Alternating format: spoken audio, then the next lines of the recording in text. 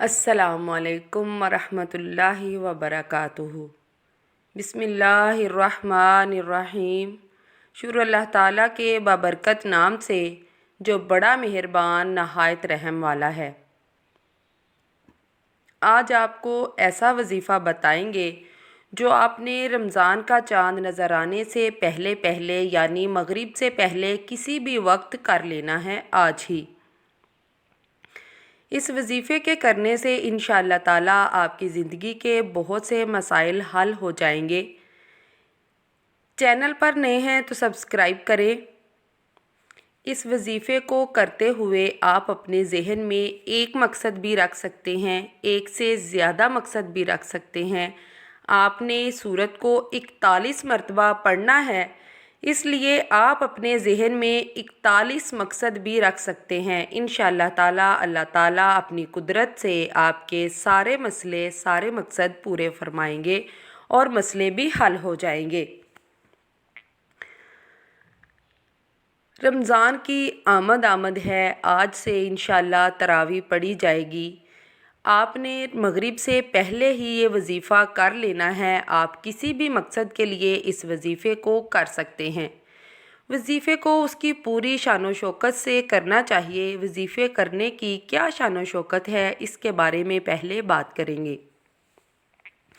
آپ نے پورے اہتمام کے ساتھ وضو کرنا ہے، خود کو پاک صاف کر کے آپ نے خود کو وظیفہ کرنے کے لیے تیار کرنا ہے۔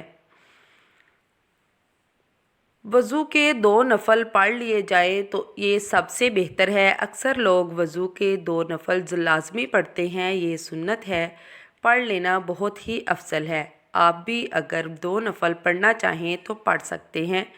اس کے بعد آپ نے تنہائی میں بیٹھ جانا ہے۔ کوئی بھی ذکر الہی کرنا ہو، تسبیح کرنی ہو، قرآن پاک کی تلاوت کرنی ہو، کوشش کیا کریں کہ آپ یہ تنہائی میں بیٹھ کر کریں۔ اس سے آپ کی پوری توجہ آپ کے وظیفے، عمل یا تلاوت قرآن پاک یا عبادت میں رہتی ہے۔ کوشش کریں کہ جب اللہ تعالیٰ کی عبادت میں مصروف ہوں تو دنیا کے کاموں سے اپنا دھیان کھینچ لیا کریں۔ اپنی پوری توجہ اپنے مقصد اور اپنے وظیفے کی طرف رکھا کریں۔ خود پہ ایسا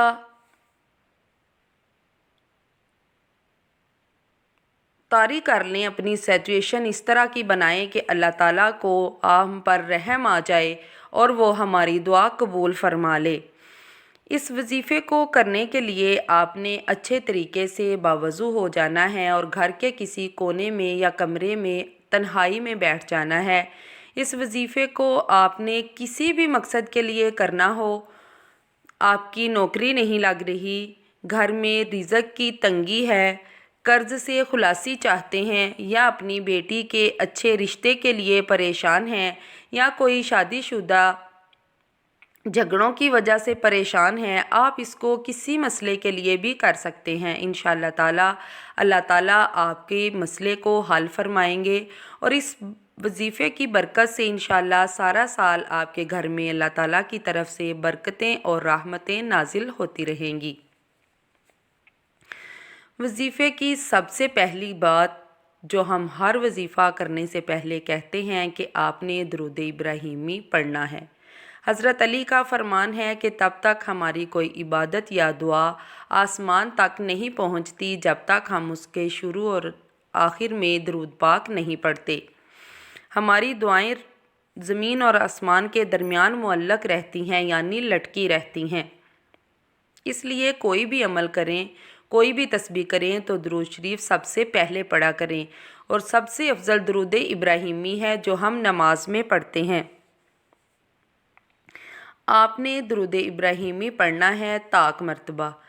کوئی بھی آپ نے عمل کرنا ہے، کوئی تسبیح کرنی ہے یا کوئی عمل کرنا ہے یا وظیفہ کرنا ہے، کوشش کیا کریں کہ اس کی تعداد طاق رکھا کریں۔ طاق گنتی اللہ تعالیٰ کو بہت زیادہ پسند ہے۔ آپ نے 3 بار یا 5 بار یا 7 بار یا 11 بار آپ نے درود ابراہیمی پڑھنا ہے۔ درود ابراہیمی پڑھنے کے بعد آپ نے 11 مرتبہ یہ آیت پڑھنی ہے: لا حول ولا قوت الا باللہ۔ اس آیت کو آپ نے 11 مرتبہ پڑھنا ہے۔ اس آیت کی اتنی فضیلت ہے کہ کوئی اچانک مسئلہ آ جائے، میں نے خود بھی آزمایا ہے کہ ایک تسبیح کرنے سے فوراً مسئلہ حل ہو جاتا ہے۔ جب آپ یہ آیت 11 مرتبہ پڑھ لیں تو آپ نے اگلی چیز جو ہے وہ سورہ اخلاص ہے، اس کی عظمت سے بھی آپ اچھی طرح واقف ہوں گے۔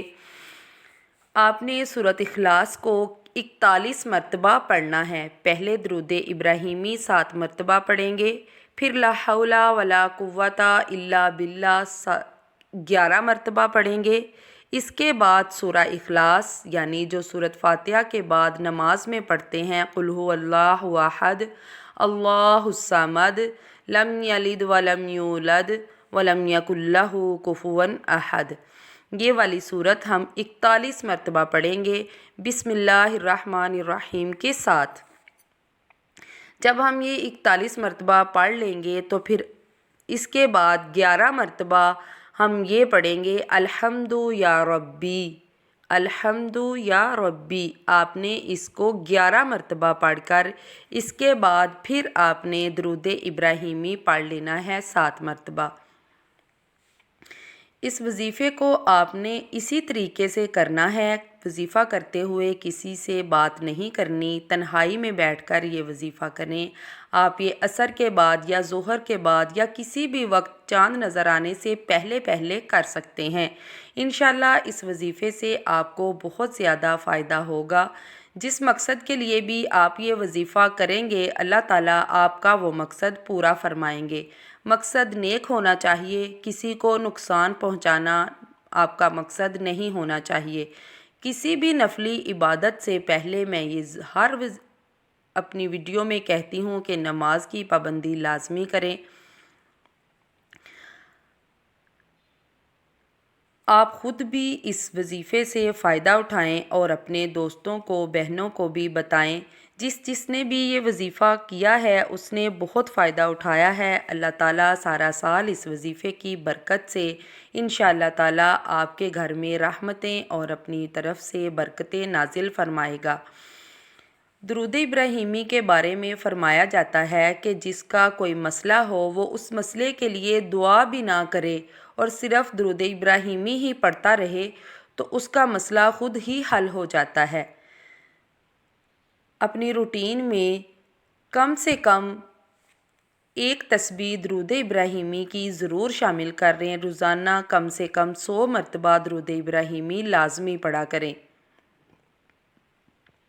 لا حول ولا قوت الا باللہ کی آیت بھی بہت ہی پاورفل وظیفہ ہے۔